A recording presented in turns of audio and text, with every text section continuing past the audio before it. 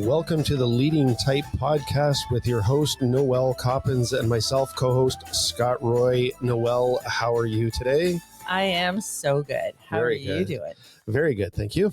Good. I was out working today, and it's good to just sit down and have a nice conversation with you. Yeah, and I think maybe you need to preface that by saying you do work every day. It was just a super long day for you today. It's 24/7. Yeah. It's 24/7. It's a lifestyle. So, real estate is a lifestyle. It doesn't have an off button. No, not really. But yeah, you had a long day. So thanks for doing this tonight. Oh, it's my pleasure. I have fun doing this. I really do. I really enjoy it too. And it's mostly because I'm so passionate about the books that have impacted my life so much, and I want to share, and I really want to help develop leaders. We are all leading someone, even if it's just leading ourselves. And we talk about that all the time, you and I, and I love that we are maybe helping someone out there just to improve their leadership skills and feel good about themselves. That is my goal. Yeah. And we were talking something just briefly before we came on the air, and the difference between a corporate kind of lifestyle that you may work in, or if you're self-employed. Everybody's leading, everybody can learn, everybody can choose to do whatever it is they do in their role, right? And do it better. And bring their best version of themselves. And this is confidence building. This is self-awareness. Yeah. It's truly self-improvement. Yeah. I do wish I had a lot of this information and some of the stuff that we do when I worked in the corporate world. For sure. Because I was there for probably 15 years before I got into real estate. And it would have made a big difference in my corporate world. I can see that would have. I think you were always meant to be in the position that you're in as an entrepreneur. You've got that in you. And I do believe that people are brought into real estate because they want to run their own show, and they align themselves under an umbrella like Remax or any of the other good companies. But they really are a self operator. They're their own little business. I always say it's Me Inc. that you've opened.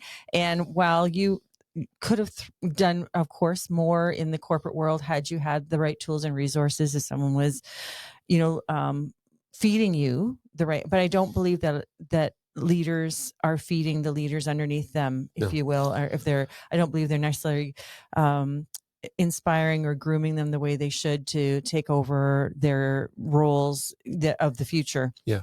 I think people operate out of fear. They're so worried about being replaced. They don't want the people coming up on the ladder behind them to do better than they do. And all of that is a position of huge insecurity, and it's because no one's fed them properly. So, so we're trying to break that cycle. Yeah. And yes, you would have maybe enjoyed. I think that's the point too. You would have felt more confident and enjoyed what you were doing more, but you were always meant to be a sole operator. You were always meant to be in business for yourself. Yeah. And I think from the corporate perspective, it's not ownership of something. You're managing different levels.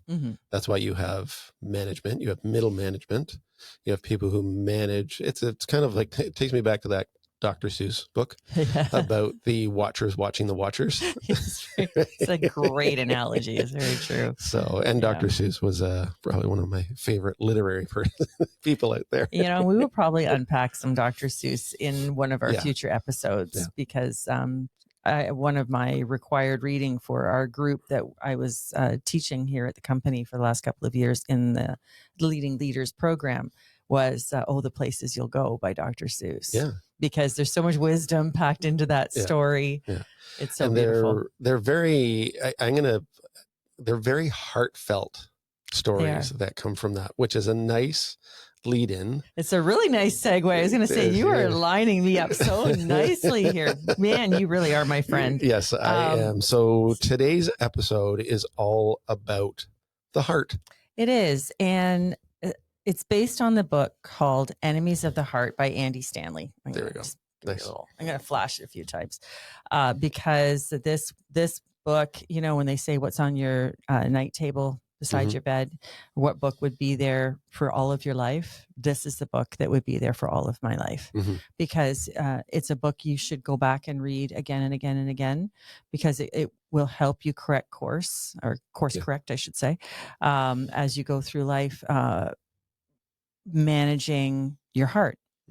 So, but you're not just talking about managing the muscle behind the rib cage. Not the physical. We're going to talk about both, but you know, I was a keynote speaker for a few years with a big conference and called the Day of Hope and Leadership, and this was kind of my keynote speech of my life is based on this book, and I open with the scene from The Grinch Who Stole Christmas. Back to Dr. Seuss. Back to Dr. Seuss. I open with that scene, and it's the scene where the Grinch is laying on the ground and he's in terrible pain because his heart is growing. Yeah. And he's like, you know, what is happening to me? And I'm feeling, you know, and I'm leaking, you know, because he's crying. And anyway, and his heart is expanding. And when I was researching, so it's a little funny how life will take you down rabbit holes and suddenly there's this beautiful wisdom that comes to you from that. And you think, oh my goodness, I would never have found this unless I had been researching The Grinch Who Stole Christmas. So one of the animators was Chuck Jones, and we're the similar age. I always say you're my little brother, but we're not that far off in age. No. And so Chuck Jones did all of like the Bugs Bunny growing up. Like he was this fabulous, his work, his body of work is absolutely massive. And he was a narrator and illustrator and all that stuff. Anyway, amazing, amazing talent. And when he was giving an anniversary speech at this big celebration for, I forget if it was like the 25th or 30th or 50th year of The Grinch Who Stole Christmas. And he got up and he spoke and he said these words. He said, when you work, only the love should show, not the work. And when I found that quote, I was, you know, I nearly fell off my chair because I was so profoundly affected by that, because isn't that the truth? Isn't that how we should be as humans? Isn't this how we should go about our day when we're working or serving others in whatever capacity that is? Because all work serves somebody. And I think we need to have that attitude, because all work serves someone in some capacity. When you work, only the love should show, not the work. That is pretty profound. It is. Because when I read it, and we were prepping for today's podcast, and I read it and I'm like, I instantly reflect back to, how does that affect me? How does that, how do I work into that? What is it that I do in my life that relates to? Because I'm doing I've gotten into more reading myself, but not actual reading. Right. I go onto Spotify. I've got their audio books and stuff like that. And every time I'm in the car, and this is a little anecdotal thing, but I bought my car not even a year and a half ago, and I've got 42,000 kilometers on my car and truck, whatever you want to call it. The life of a realtor, right? Life of a realtor. But I thought, you know what? Most of the time I'm listening to the radio. And I thought, why am I listening to the radio? And I actually started listening to a lot of the different books that we do here. And it's bite-sized chunks of it. Yeah. So the one bite-sized chunk I'm doing right now is Jordan Peterson. And I'm not going to go down there because that's a totally different book. But we will visit it. This is a good way to consume. Oh, content. Absolutely. And, content. You know, this is when we look at how we can educate ourselves, how we can grow and become better versions. Yeah. I mean, we are living in a world, like, isn't it fabulous that you can open up your phone or an iPad or whatever, and you can, the different ways that we can be educated. And why wouldn't you want to listen to something that makes you feel good? You know, that not that music doesn't. Music can be very uplifting. It can be a very emotional experience. It's all good. Don't get me wrong. Oh, yeah. But when you can take that time, a nice block of time, and do something that is really going to serve you as a human, I think that's the way we go. Right. And so that's what I love to do too. I love Audible. I'm so addicted to Audible. It's ridiculous. But, you know, it's all good. But I love that, because now I'm able to take this book and I'm able to add Enemies of the Heart to my queue. Yes. And depending on my mood, I'm able to say, okay, this is what I need to work on today. Yes. Right. And 4 years ago, when my dad passed away, this would have been probably top of mind and everything else that I was going through at that time. Yeah. Right. Now I'm kind of probably going to intermix it in with my Jordan Petersons and my Chris Vosses and my Jim Rohns and stuff like that I'm listening to. Yeah. So this is great. So I think where I was going with that just simply was like the thing about the heart. It's how you feel. It is. And we can talk about for a moment the physical heart, you know, and the physical heart is incredible when you, it's such a work of wonder. Yeah. You know, the first open heart surgery was done, I think, in 1952. I'm going to glance at my notes. Yep. And it just as an experiment for everybody. And if you're driving, don't do this. But not like I did. But anyway, the size of the average adult human heart is, if we just take our two hands and clasp them together, that is the average size of a human adult heart. Yeah. And it beats about 115,000 times a day, pumps about 2,000 gallons of blood a day. And it's interesting how your heart works, is that, you know, there's two beats, right? Like, so that first one out, it feeds itself first, and then the second is out to feed the rest of the body. And it's a really good lesson for all of us, is that you have to take care of you before you can take care of others. And so, and it comes right down to how we were built, which I think is pretty amazing. Isn't that amazing that the very thing that keeps us alive feeds itself first, and then everything else? Yeah. Right. It really is amazing. And we don't do that as no, people. We don't. I mean, my goodness, no. And that's one of the reasons why we wanted to do this podcast, is so that people are being fed, and that they're feeling worthy and worthwhile, and that they understand. I mean, if I could just ever get everyone to understand how precious and rare and amazing they are, just as an individual, as a creation, you know, there'll never be another one like you. Yeah. And it's funny, because I won't go down too far down this road, because I know we're trying to keep it concise. Right. But Jordan Peterson says, treat yourself the way you would be if you were in charge of taking care of someone else. And when he explained that to me, and I was like, okay, hold on. I don't really get it, because it's a 56-minute chapter. It's hard to get into. But his analogy was, we won't take our vitamins. We won't take our prescriptions. We won't take care of ourselves. We won't do. But if your dog is sick or had surgery, you are down in the living room, laying on the floor, getting the pills and peanut butter, ice cream, meat pot, whatever it is, to get that dog to take that pill every morning at 6 o'clock, every night at 10 o'clock. You never miss it. Yeah. But then you walk right past your own prescription that's improving your health or your heart or whatever it is. I know. And you don't take the medication. Well, we can apply this to so many things, right? So anyway, so that was my... Because, you know, think about it. You'll take the dog for a walk, but if without a dog, you wouldn't go for a walk necessarily. Like, you know, we can... Bingo. Yeah, we can go on and on. It's so true. So a recent report from Canada.ca states that 2.6 million Canadians, adults, have diagnosed heart disease. And heart failure affects about 750,000 Canadians a year. That's crazy. Right. I didn't know those numbers were that high. So when we take a look at our physical heart, you know, there's a lot of people have heart problems.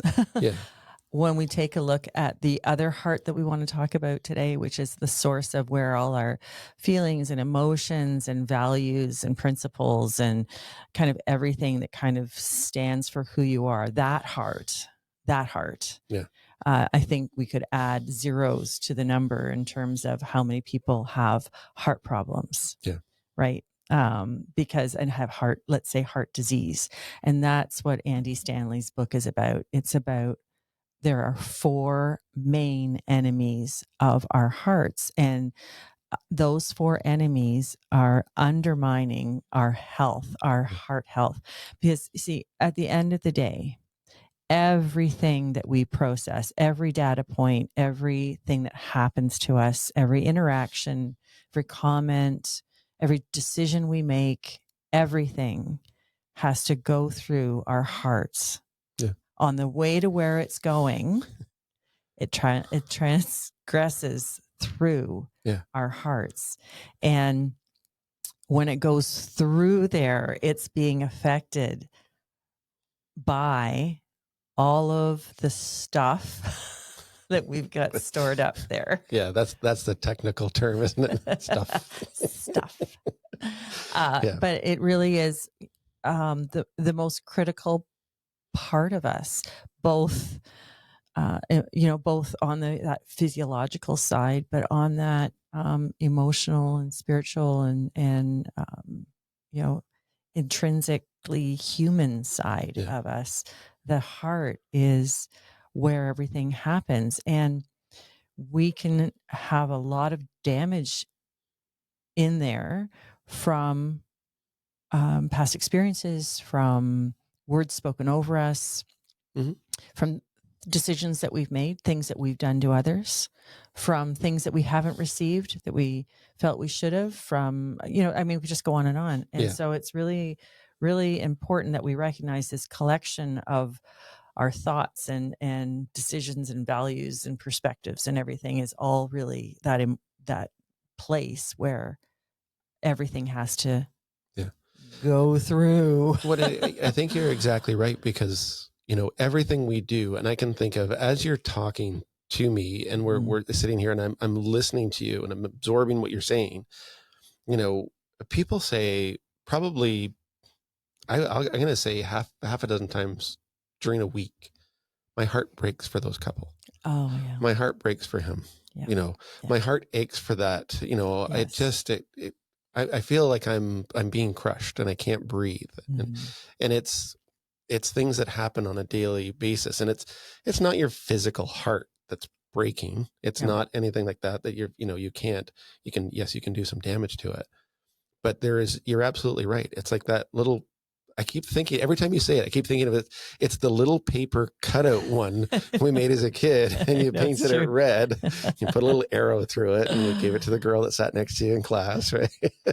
Your heart's filled with joy because she's pretty and she read the note, or your aunt is recovering from surgery and your heart breaks for that person. Yeah. Or it's like driving down the road and you see the squirrel and it's like, don't hit the squirrel, right? That's all this stuff. And you're making such a good point, because the heart is intensely vulnerable and it's intensely private.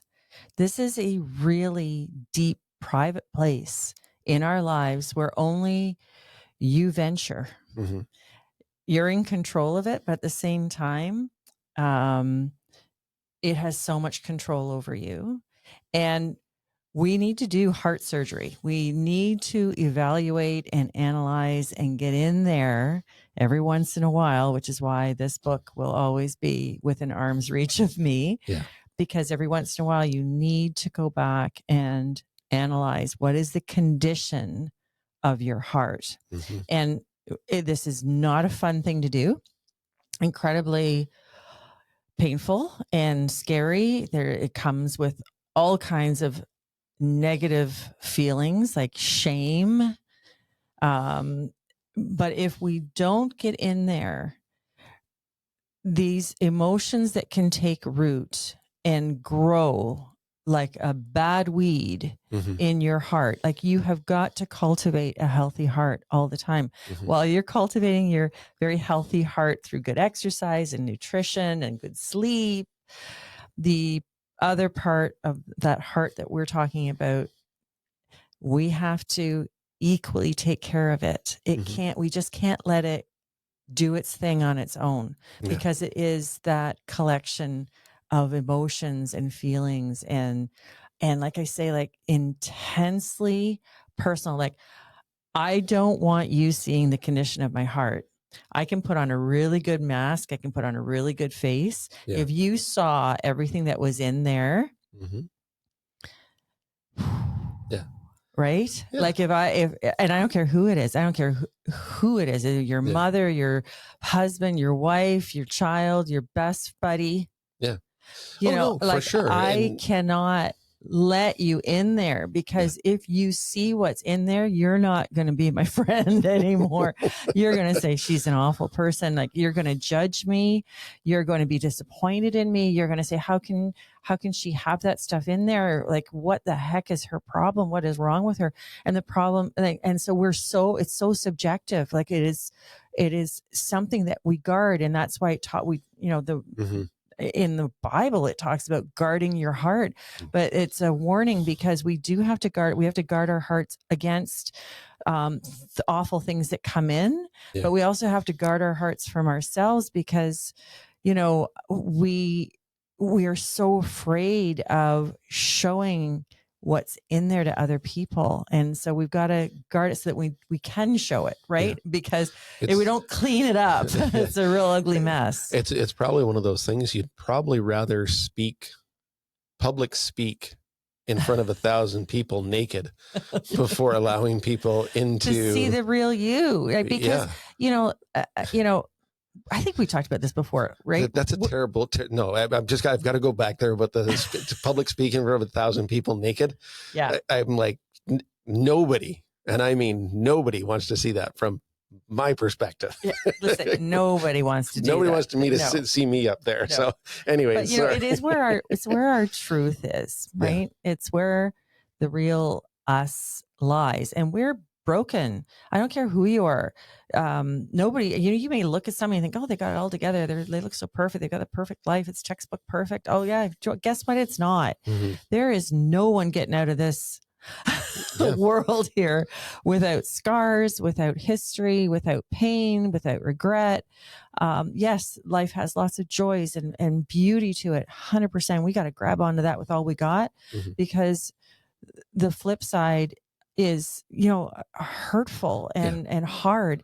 And so we have to analyze our hearts. So are you ready to do some heart surgery? Yeah. So the last thing I'm going to say about that, about the balance in there, was this is a book that I did as part of the leading leaders that we did. Yeah. I remember you were away or on vacation, and it doesn't matter, but we all stepped up and had our one little book. And the last thing you said there about the balance between the good and the bad, my book was Feed the Good Dog. Yes. Right? Yes. You've always got book. 2 dogs, right? You do. Bad dog, good dog. Which dog are you going to feed?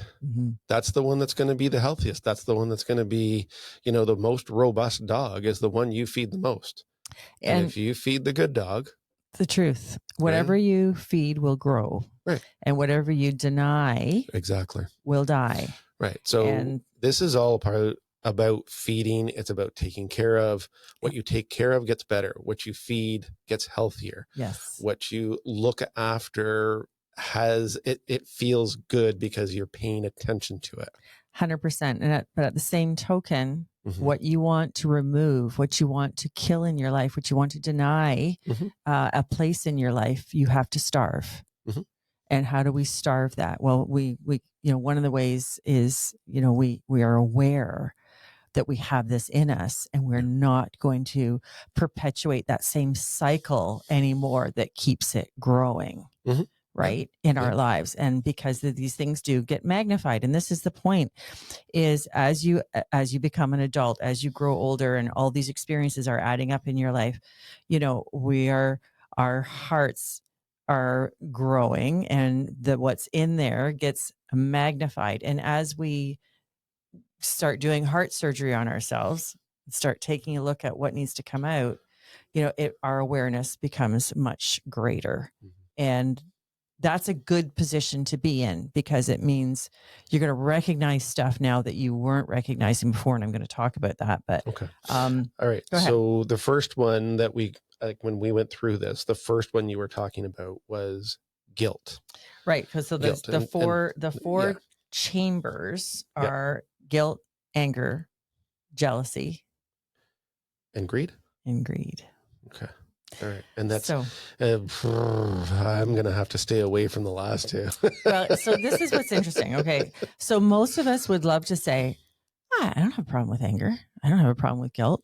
I don't have a problem with jealousy. Oh, I do. And I don't have a problem with greed. Most of us can point it out really quickly in other people, but have a really hard time recognizing in ourselves. Some things are a little bit easier. Anger, for sure, is a little bit easier. And jealousy is a little bit easier sometimes too. I would say greed is one of the last ones that anybody ever wants to see in themselves. And so there's so much shame attached to that, I don't want to think that I am a greedy person, but we're going to talk about all of it, because it all affects our leadership. Yes. When we aren't doing this, we are not living our full, beautiful lives. Mm-hmm. So we'll live small. We'll live scared. We'll live marginalized. We will not take the chances that we should. We're not going to use our beautiful gifts and talents and purpose that we have in our lives, that we've been given, and that you have probably, worked on and fed over the years. You won't, because if you're not looking at these four enemies and saying, I'm on this, though, they can get out of control. Okay. So the four enemies are, like you said, guilt, anger, greed, and jealousy. Yeah. Let's start with guilt. Okay. All right. Guilt's fun. So this is the IOU. Guilt is IOU? Guilt is IOU. I have done something to you. Okay. That I have not taken responsibility for. And this can be something, whatever it is, in your past, in your present, what you have, that you have done something wrong. You've made a bad decision. You've hurt somebody. I'm not saying that you've gone out and stolen something. It might not be that dramatic, but you're carrying something around. And I'll tell you what mine is. Okay, I'll share this with you. Okay. And I have not ever shared this before. So this is kind of interesting. And I can't even find this girl, because this goes back to when we were small children. And wow. Small. Yeah. And I blamed a little girl on the street for something that I did, because I didn't want to get in trouble. Mm-hmm. And I blamed her and said that she had done it. And she didn't. It was me. Mm-hmm. And I remember her crying and going home, and she was so upset because, everybody was mad at her for doing something.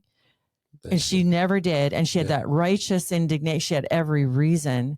And, I haven't seen her in, honestly, 50 years, right? I don't even know. But I carry that. Yeah. I carry that because I did such a wrong to her. Yeah. It was a terrible thing to do, and I never made it right. And that's what happens with guilt. If you don't make it right, that baby mushrooms. Yeah.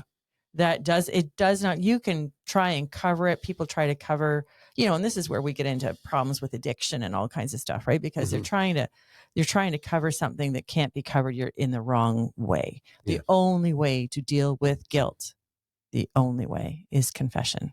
Yeah. And not confession, to the priest, if you will, or your rabbi, or whatever your spiritual leader is. This isn't a confessional booth with your pastor. No. This is going and saying, I'm sorry. Yeah. This is taking responsibility, owning it, because even if you can't fix it, because it's back in time, you can't roll back the clock, and we get that. And sometimes just things that have been done cannot be undone. Mm-hmm. And we understand that. Yeah. But the point that you go to that person and that you have made that overture is going to still make them feel better. Yeah. And, forgiveness is for ourselves too, right? Yeah. Like, we have to remember that, you got to get over the guilt yourself. And so you got to remember that all four of these things will 100% affect every relationship you have. Yeah. And that's what he talks about in the book. Like, we've got to get onto this stuff because it's marginalizing every relationship you have. And it can make you unlovable. And that sounds terrible, but it can make you unlovable because if I'm carrying around a lot of guilt, then I don't feel worthy. And if I don't love myself. And if I don't love myself, how can I possibly be loving and good and kind to others? Because I'm going to operate from this very sad or scared place, and I'm going to be defensive, and I can also then become antagonistic, and it can bleed into all kinds of other things. So if you don't take care of what you are feeling guilty about, I'm so passionate about this, it's crazy. Yeah. But if you don't take care of what you're feeling guilty about, go and confess it. So something that, and this is just something that we do in our family, and we learned it from church when the kids were just little, and Dave and I still do it, is every once in a while, we just do a little check-in with the boys and with each other, and we just go to them, the other person, and we ask for forgiveness for anything that we have done, knowing or unknown to us, on purpose or unknown. Yeah. What do I need to ask your forgiveness for? What do I need to make right? What do I need to own? Yeah. From that, because I don't want that in their hearts, and I need it out of mine. Yeah. Yeah. Yeah. Do you want mine? Yeah, of course I do. Give it to me. Mine's interesting. I don't think I ever apologized, and I don't think I ever got that chance to get that forgiveness. Because I think back in it, and this is a long time ago. Yeah. So this is when we lived in Toronto, and I played in a house league soccer league, whatever. That sounded silly when I said it. It's all good. And we did a fundraising thing, and it was a parent fundraising thing, and it was supposed to be a walkathon. And I know my dad was there with me, and we got into this walkathon, and it was supposed to be around the block, this great big block, and raise money and everything else. And I ran ahead with my friends. And one of my other friends ran off on his dad, and we were all kind of doing this walkathon, and we walked ahead and never went back to where my dad was walking. Right. And I don't know why this bothers me to this day. I couldn't have been more than 10 or 11 years old. Yeah. And I got in the car, and it was quiet. Like I don't know if he was mad. I don't know if he was disappointed. I think I probably would have been easier if he was mad, because then I could have seen it. Right. Yeah. I felt guilty about that for the longest time. You should, you little rascal. Yeah, I know. Hey, come on. But I don't think I ever apologized to my dad for that. And to this day, I remember feeling like crap. Yeah. Getting back to the soccer fields, because I'd left my dad alone. Yeah. We were supposed to go as a parent thing. And you knew what you were doing. And that's the thing, is we know what we're doing at the time. That's what we were being bratty kids. Yeah. Was what we were doing. Yep. Right. I was being a bratty kid. Someone else was being a bratty kid. And probably in that day and age, someone probably could have told me, hey, you're being a brat. Mm-hmm. Get back there. And I would have fallen in line. It's much different today. Yes. But that's one of my guilty things and it's probably one of your earlier reference points. And for me, like Ellen, her name was Ellen, is my earliest reference point of guilt that I, carried. Yeah. So it's the awareness that you owe someone a debt. Now, maybe you can't, like I say, maybe you can't fix it. Like in your case, of course, your dad has passed. Yeah, my dad passed, and I don't think I ever apologized, and it's still bugging me to this day. But you have to let it go. So we have to be able to forgive ourselves. It still resonates. I know. And so it's a process, right? Yeah. And it's something that you have to, through adult eyes, you forgive that child that was you recognize. And I mean, obviously we're not therapists here, people. No. Like we're just, taking great stuff from a wonderful book and trying to make this, but if other digestible for the audience, but if it's always coming from a clinical perspective, people don't relate to it. Well, we do have a lot of experience with people. Let's just be honest. Like I've 36 years of selling real estate. Yeah. You deal with a lot of people. You deal with a lot of families and a lot of situations and a lot of high energy and high emotion. And you get to know people and how to read people and how to understand people. And then on top of that, making an effort to learn about human behavior, which is our journey. So, yes, I just want to make sure that people know, like, we're not therapists, but a therapist can help you with guilt. A professional can help you how to let go. But if there is an ability at all to be able to go and apologize and make it right, my pastor always said, before he died, we talked a lot. And he was my mentor, and he would say to me, Noel, there always has to be some kind of like restitution with remorse. Like real remorse comes with a level of restitution that if you're sorry for something, you apologize and you say you're sorry, but you also try to make it right as best as you can. And that's not always applicable. But the point is where you can, you try. Yeah, exactly. Let's go on to anger. So guilt was I owe you, and anger is you owe me. I know. So this is the emotion you feel when you aren't getting what you feel you deserve. Yep. Unresolved anger will absolutely eat you alive. And this is different than road rage, right? Please tell me this is different than road rage. Right. We all have these perspectives on life of how things are supposed to be, what is right and what is wrong. And we do have all humans have this innate, what is morally right and what is morally wrong. But this is that where somebody owes you something and you have allowed it to fester in your moral balancing. This way outweighs what is right to you. And the problem is, whether it's your dad walked out, and he uses a lot of great examples, your dad walked out as a small child, or you didn't get a promotion that you should have gotten. I mean, there's so many great instances to give as a reference point for the fact that you didn't get something that you should have gotten, right? You were denied something, or that something you deserved was taken from you. The problem with anger is that it's incendiary. It can just, blow up. It can take over your whole life. You can become such an angry person because these wrongs have just magnified in your life. Yeah. And you become this person that sees everybody as trying to take advantage of you.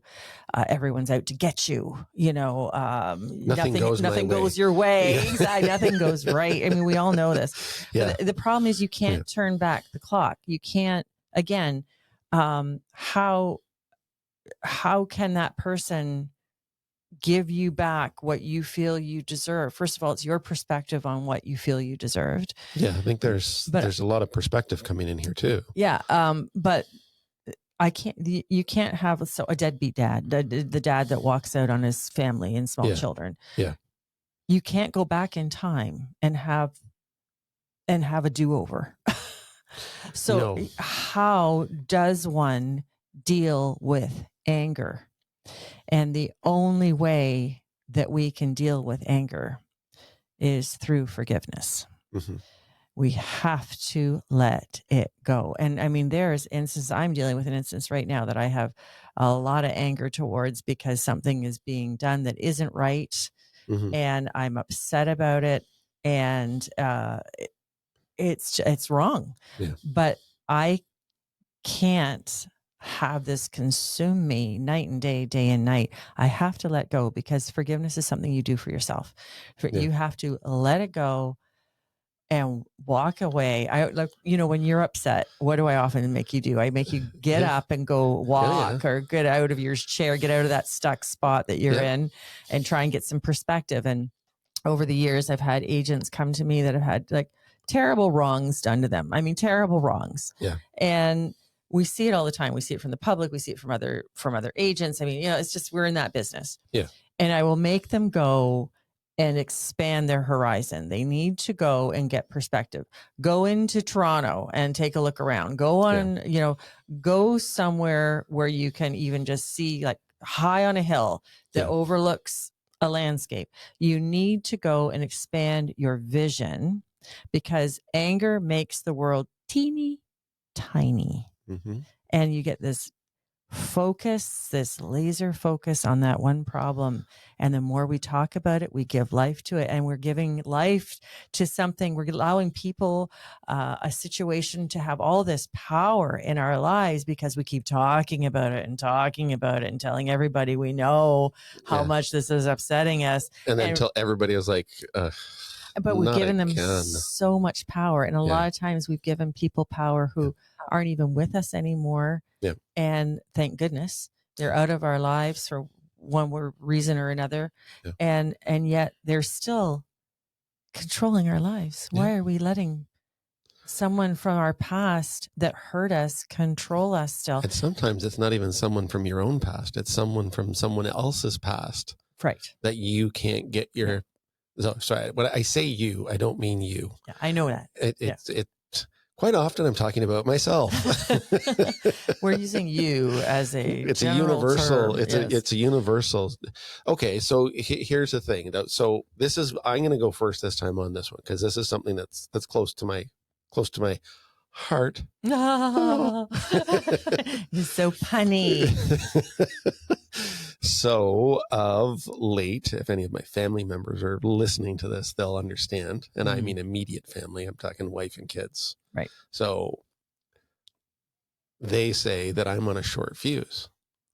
Okay. Right? And it's because of my reactions to things. It's my reaction to small things that cause me to have a reaction that's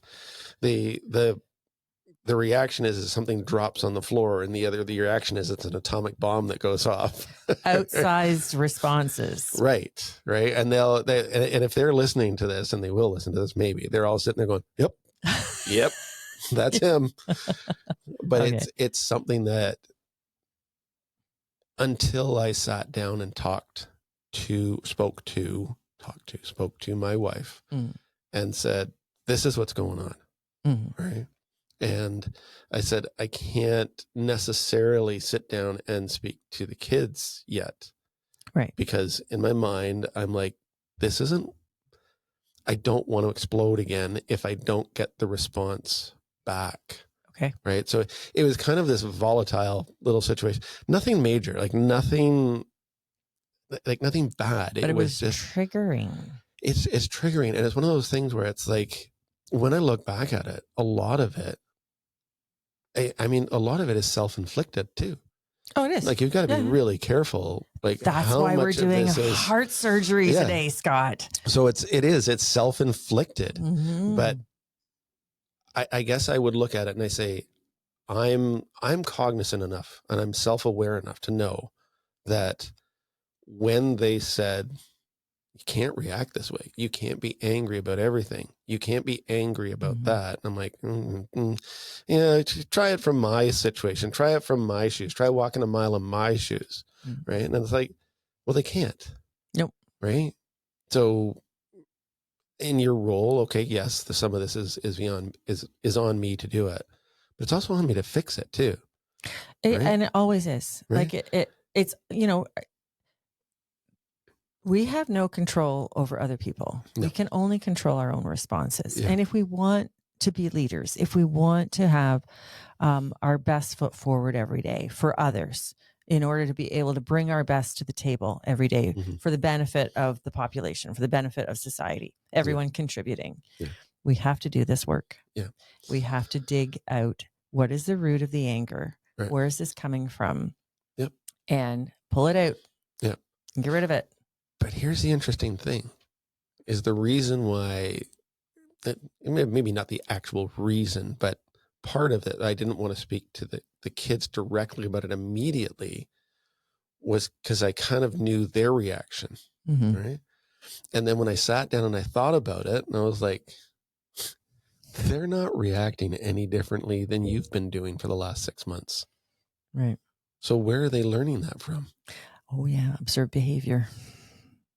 Yeah. Behavior never lies. Back to the architect of your own demise. Yeah. Right. Like now so when you sit down and look at that, and I hadn't done that, I had to sit down and talk to my wife, and she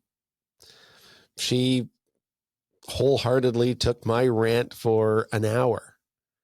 And at the end of it, I said, I apologized. And I said, I'm sorry. I don't mean to speak to you that way. I don't mean to do that. But there's a level of frustration that's built up. And yeah, part of it's me, but it's that anger, it's that reaction, it's resentment that's in there. And you're right. Until I actually spoke to them and sat down and said, this is why. This is exactly why. Yeah. I'm not making excuses for myself. I'm not saying, hey, you guys have all got to change here before I get better. That wasn't the point. It was, this is why I'm reacting this way. And I'm trying to get better because I realize what I'm doing is not right. Yeah. And that's that forgiveness. Right. That forgiveness component that is critical. Yeah. I think Buddha is the one that said, anger is like drinking poison and hoping your enemy dies.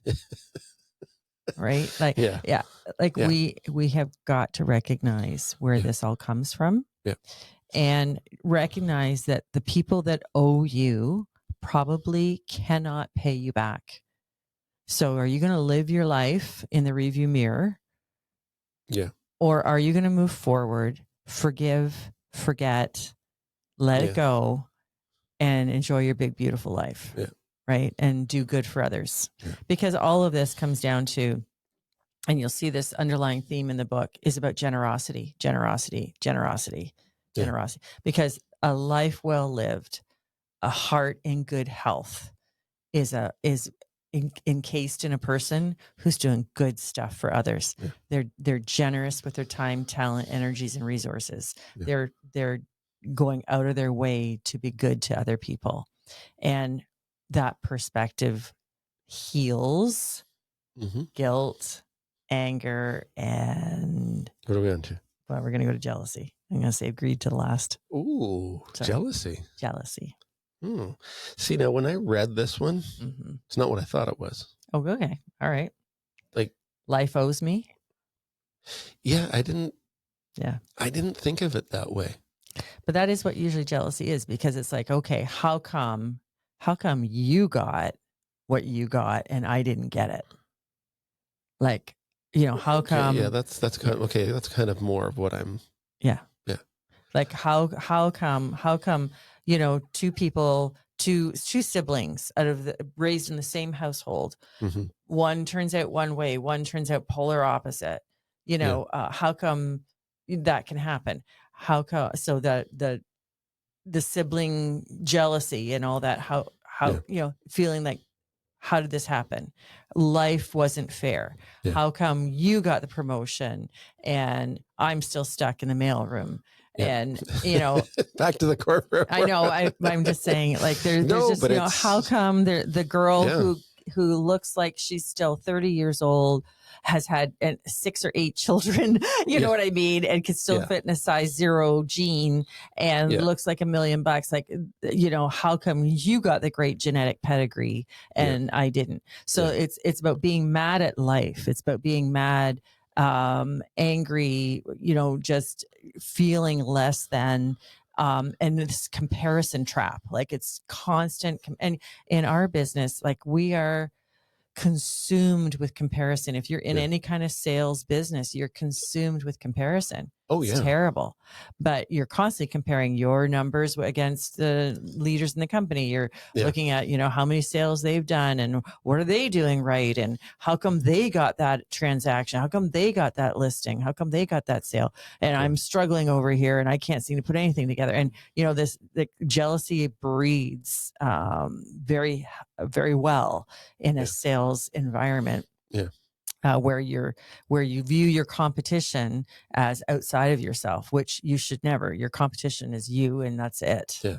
But it's bringing that focus back and saying, I'm the only person I ever have to compete with is myself. Yeah. How was I yesterday, and how much better am I today? Yeah. And then am I going to be better again tomorrow? Yeah. That's the complete encapsulation of what competition should look like. However, we're human, so we have to have somebody to blame. Oh, we have to have somebody to blame. So it's our God-given right to blame someone why we didn't get it. So the problem with jealousy is that nobody wants to admit that we're jealous. Like, I don't want to say that I'm jealous. I do not want to admit that I'm a jealous person. I am. But we all have it. My point is, I have jealousy components or tendencies. For sure. Of course I do. Yeah, we all do. Yeah. We all do. But I don't want to walk around telling people that I'm jealous of them or that I'm. Yeah, you're not the pizza shop guy with the standing out in the curb going, hey, with an arrow pointing down, going, Mr. Jealousy. Right.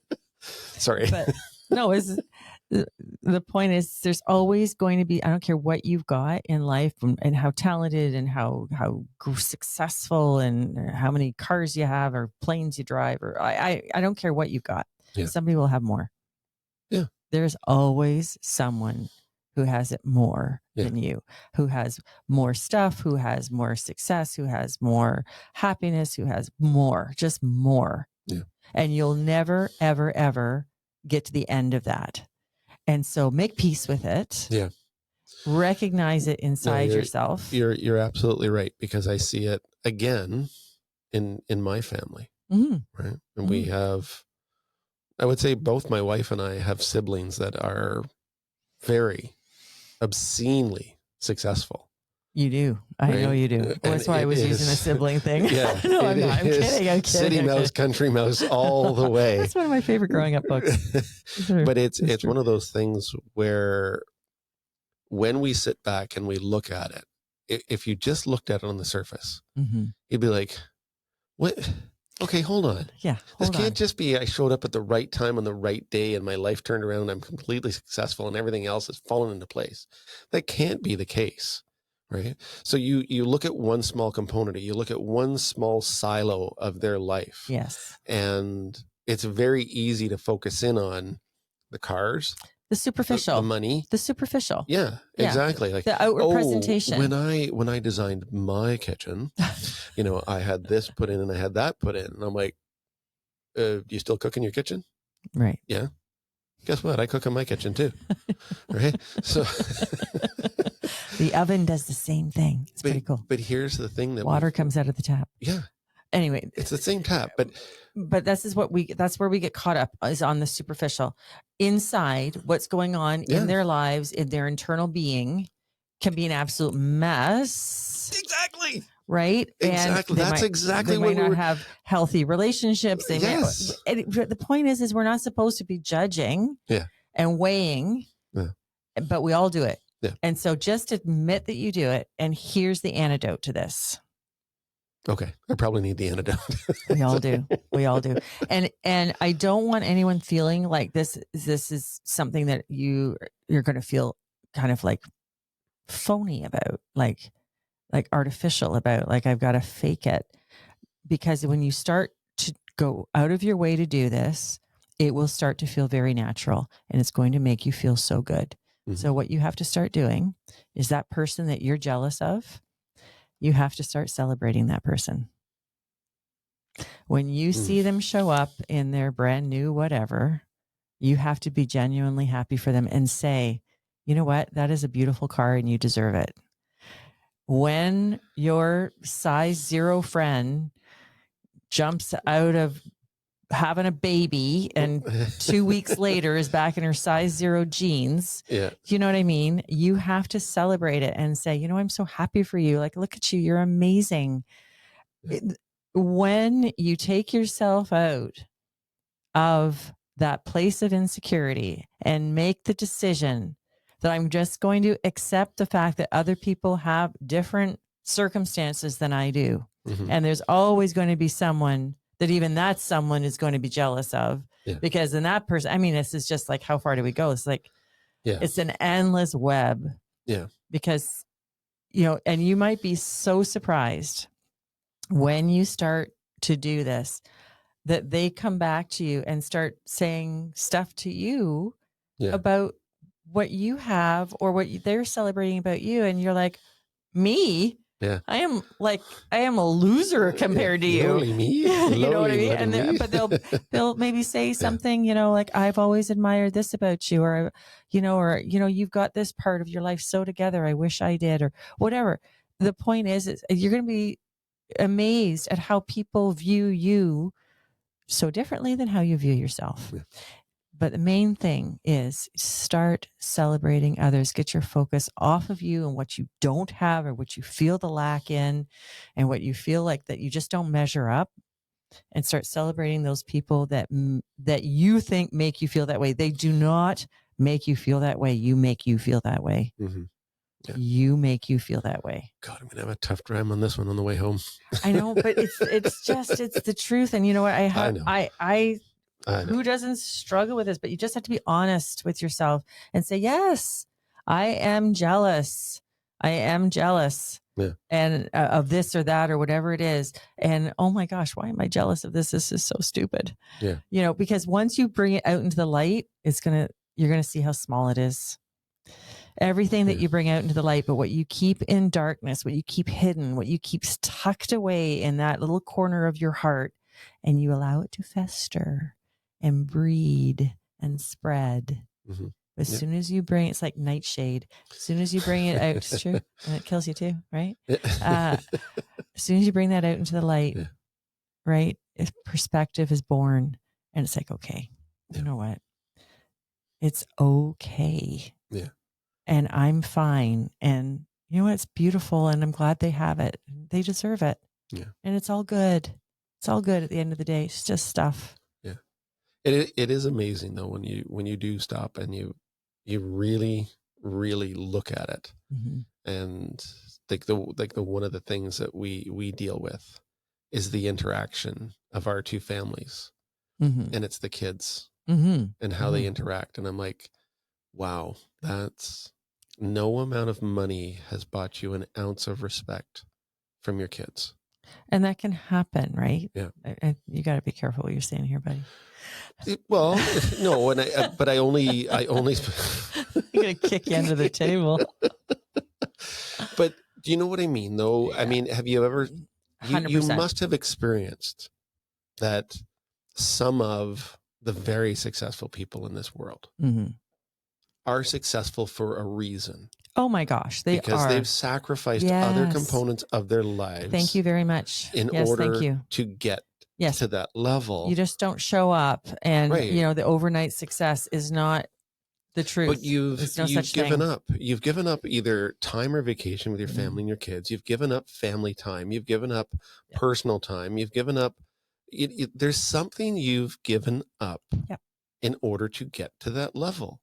Right. And that's the biggest. It's my line, right? Everybody wants to be a diamond. Nobody wants to get cut. Yeah. Like and no one wants to deal with the pressure. Right. To become that. Right. And that's why there are people at the very pinnacle. Right? Of any industry, of anything. I think of the richest people in the world. Yeah. Or celebrity or whatever. There's a handful of them.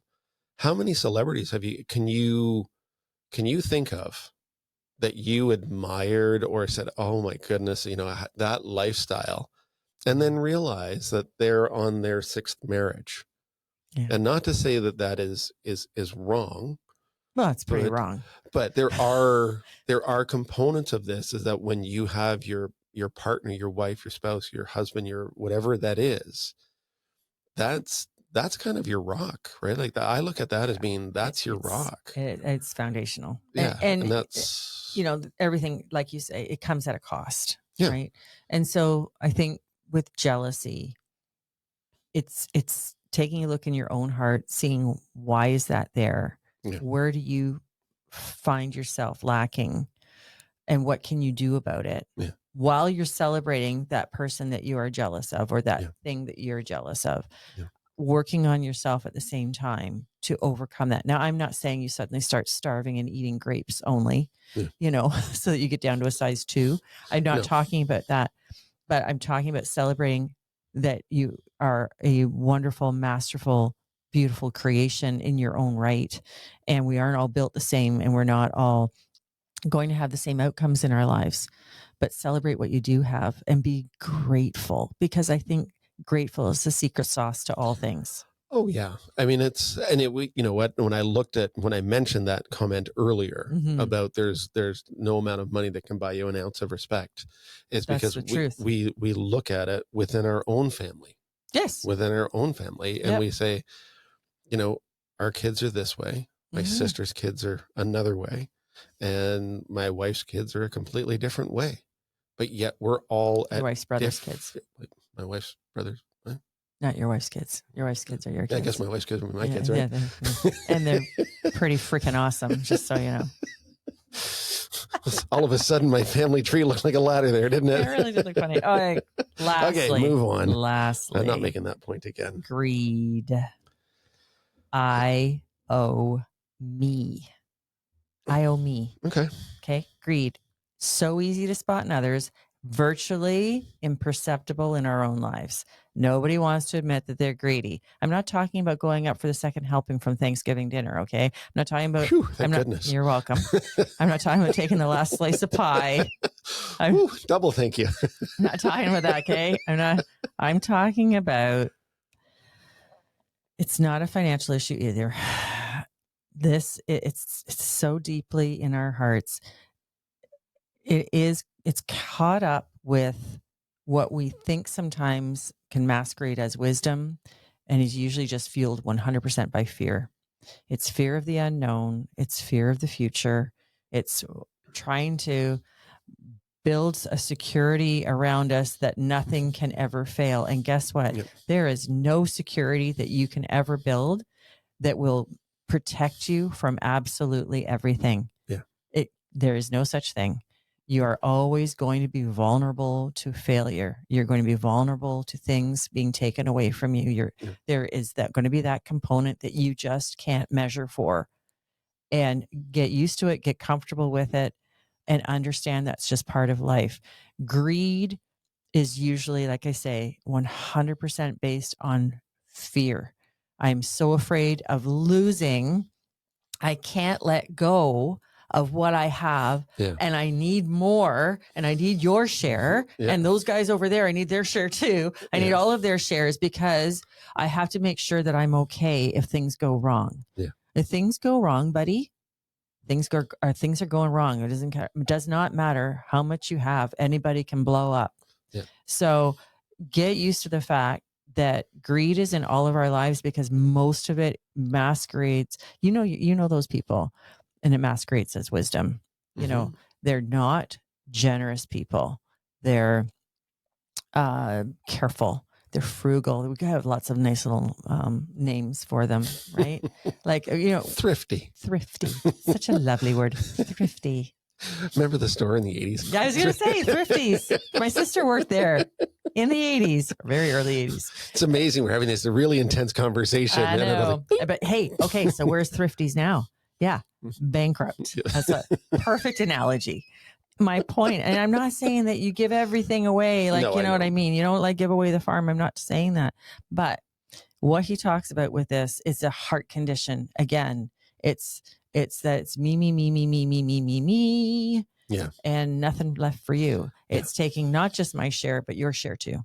Yeah. And it's not sharing what I have. And that's not always just money, but there is a huge differentiator called money. Yeah. And you want to see someone's true character and what they really stand for and what they really fall down for. Yeah.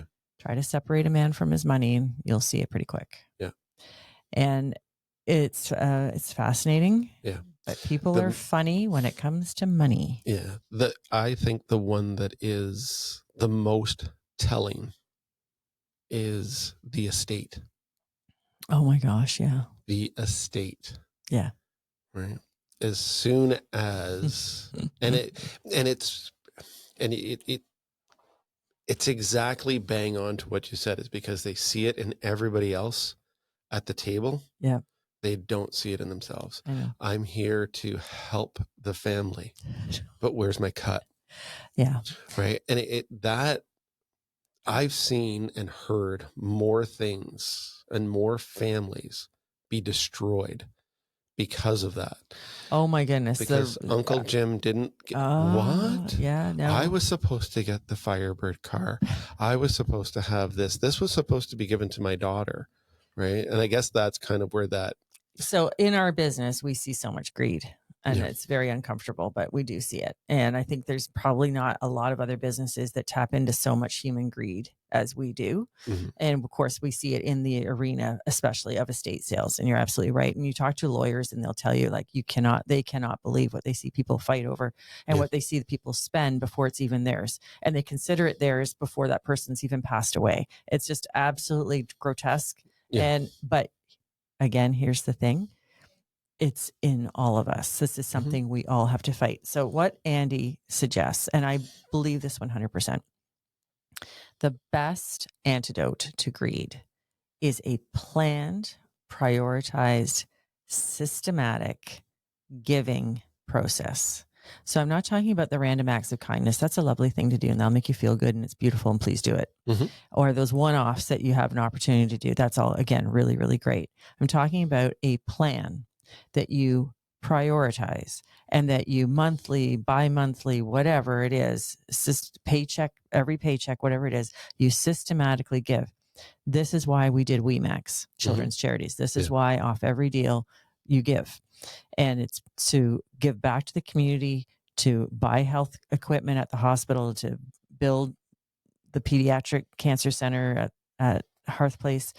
We've done so much in our company because we have made it a priority to teach our agents and to help our agents be generous people and to eliminate greed from their lives, because we're consumed with it. As in terms of coming at us all the time, we're constantly in a battle surrounded with greed in our business. And so when you have this like systematized, pre-planned, you know what you're doing, it's on purpose, and it's all it's laid out on a plan. So he says the two best questions, like, where should you give your money? Where should you give your time, your energy, your resources, your money, to just giving it away? Where do you do that? And he said, ask yourself two questions. And I absolutely love this. First off, what are you grateful for? Yeah. And second, what breaks your heart? Yeah. So if you don't know what to do, answer those two questions to yourself, and then you'll see what those things are. And that's where you should be donating your time, energy, resources, and money, but on a regular, planned basis. Mm-hmm. And that will keep greed out of your life, because the answer to all of this stuff is a generous capacity of spirit. It's a mindset and a lifestyle of giving. And I'm not saying that you give away the farm. I am not saying that. No. What I am saying, though, is that if you aren't doing good for others, if you're not putting yourself out there, you're doing harm to your own heart. Yeah. Yeah. And I've found that in the last few years of what we do, because it is what breaks your heart. It is, right? What breaks your heart. What breaks your heart? Yeah. And I look at it, and we've done the generous things. We've tried to be as generous as we can. We've tried to give away as much as we can. Like, try to teach the boys, doing this. And I mean, it's very easy to get involved in your community. There's all kinds of social groups out there that will allow you to give back to the community. Mm-hmm. I got involved with Rotary. You did a few years ago, and you're running it practically in Port Perry now, right? Well, I kind of stepped back from it a little bit because of the time commitment. Yeah. But one of these days I will get back to having a bigger role within it. But I've met people within there. I've met people from there. I've met people at the hospice. I've met people at community care. Community care has led to doing drives for seniors. Yeah. Because I don't think that seniors are given enough attention, credit, and honor. Honor. I know. Like, if you want to watch a heartbreaking story, watch a senior go through life where the family doesn't show up and they've lost their ability to drive or be ambulatory or get somewhere, transportation, and watch them not be able to go grocery shopping. Yeah. And for me, and tell me that's not heartbreaking. and that's why you lean into that. For me, I love my seniors. There's no question. For me, it's always been children. Yeah. When a child is going without, when a child has a health problem, when they're sick, and I mean critically sick, as a mom, it's hard to break my heart. More than that breaks my heart. Oh God, yeah. So, as much as I love animals and anyway, the point is find your thing and lean in. Yeah. Lean in, because it's building you. Again, selfishly, there's this lovely altruistic side to this, but then selfishly, this is good for you people. Yeah. Like, this is really good for you, because generosity in your spirit, in your kindness, in your thoughts, in your deeds, in your words, like that, it all spills into every area of your life, and you're doing the right thing to make yourself whole and happy. And you'll get this great outlook on life as a result. And suddenly, the anger that you had, golly, it's really dissipated. It's really gone. Yeah. In the face of helping a senior who lives a very sad life, suddenly your problems just don't seem so big anymore. Nope. Or for me, a mom and dad watching their child struggle. Oh yeah. In treatment for cancer with, a terminal outcome. My jealousy suddenly, my friend can be the size 0 all day long. I'm good. Yeah. I'm busy over here trying to help and trying to make a difference. Yeah. So when you give yourself away, guilt gets set aside as well. It gets smoothed over a little bit, because at least I'm doing some good. Mm-hmm. No, and you're absolutely right. And that's a good spot to kind of wrap things up. Yeah. Because I know if we dive too far into, the plan to help your heart, I find that it becomes almost too emotional. Yeah. Well, for me, it does, because I find the older I get, the more emotional I get, which is weird, but I think it's weird. But you know what it is? It's that cluster of all your experiences, and this is why we talk about the condition of our heart, because as we age, we've got more and more in there, right? So it does make us a little bit more sensitive, like we're a little more raw. Yeah. Yeah, for me, it's looking back at it now, and it's learning of all these experiences, knowing what I know now. I never would have been that bratty 10-year-old kid, right, that walked away from his dad. Not. But right? You know what? Like, so something a saying I absolutely love is that I'm not where I want to be yet, but thank God I'm not the person I used to be, and that can sum up my life. I am so happy I'm not the person I used to be. I am still not the person that I want to be, but at least I'm on my way. At least I'm trying, and I can see development. I can see change, and I'm happier with who I am today than I was in my 20s. So I think that's growth, and all we're trying to do here is share and develop, and point out amazing books like my Andy Stanley here with Enemies of the Heart. Yeah. And as I say, I couldn't, you download it on Audible.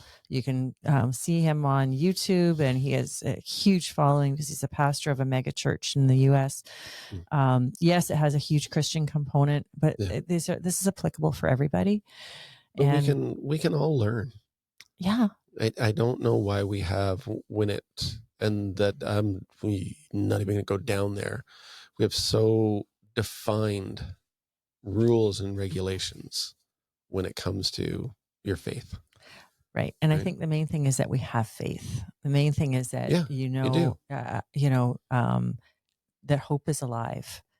And I just really believe that, trying to live your best life and lead others in the direction of a hopeful future is what is all of our purpose. Yeah. And whatever your belief system is from that, may it serve you. Yeah. And make you a better person. Yeah. When you interact with. May it serve others. Yeah. Right?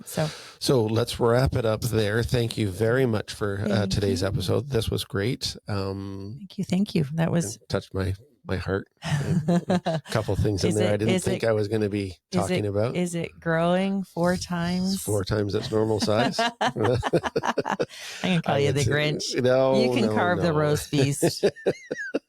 You can keep the gizzard. Ooh. Remember, that's the line from it. Who wants the gizzard? Yeah. Never mind, I'm keeping it. Never mind, I can quote the whole movie. I'll stop. Oh, no, that's fine. Let's continue on. I'm going to bring the music up in the background here. All right. I'm going to take us out. One quick question I have for you is, what is the best way for people to reach out to Noel Coppins? Noel at remaxjazz.com. Okay. So if you've got questions there, fire them away. But we've got a bunch of other topics coming up. This was great. Don't want to give away too much with anything upcoming, because I think we got some great titles ahead. Yeah, I think we do. Stick with us. All right. Thank you very much, everyone. Take care and have a great day. Take care.